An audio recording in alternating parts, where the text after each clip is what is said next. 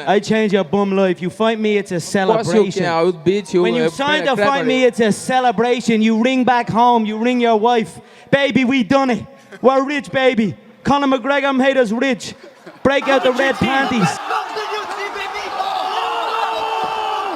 Let's get it all! Yo, welcome back to the MMA Short Show. As always, your boy, Steven Moustaris. And guys, you know what? I just want to sit here and talk real quick. Just breaking news, I guess, today, technically over the night. You know, good old Francis Ngannou was officially signed with PFL.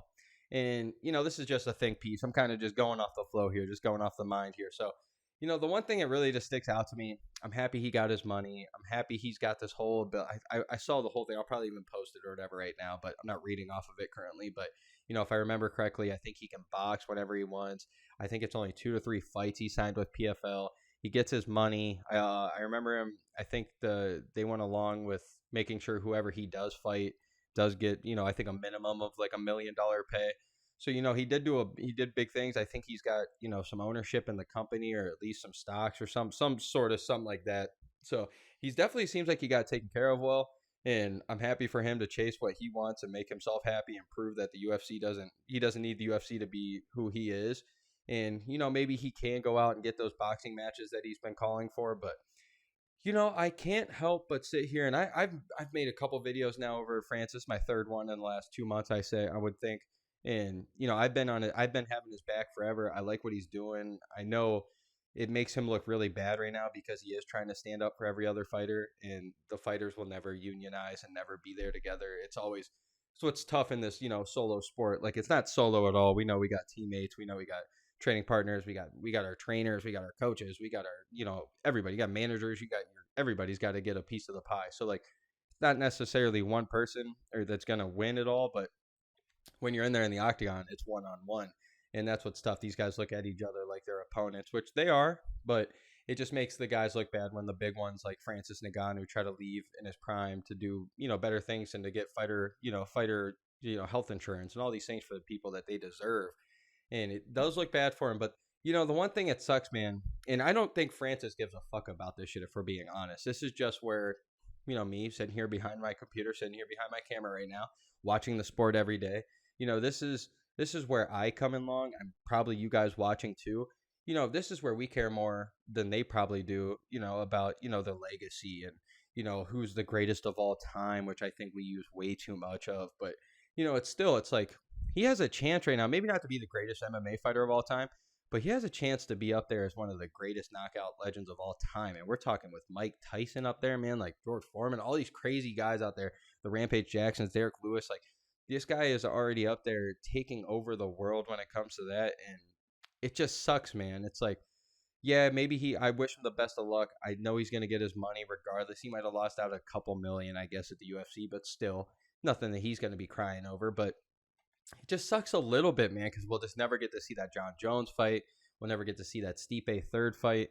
And maybe we will one day, but it's not the timing that we wanted it. You know, it's like when we saw Pacquiao Floyd fight. It's like, okay, it was fun and all, but Floyd got him 5 years late. Like, got him in it right when he needed to, right when Pacquiao was kind of coming down, had 2 blown out shoulders, if I remember. Like, just wasn't the same. It was like the Chuck versus Tito, like, fight 3. Like, maybe we'll see something that terrible when they're in their 50s, 60s, and it's terrible and we don't want to watch it. But it just sucks, man, because it's for us here who are counting on his legacy, counting on his career.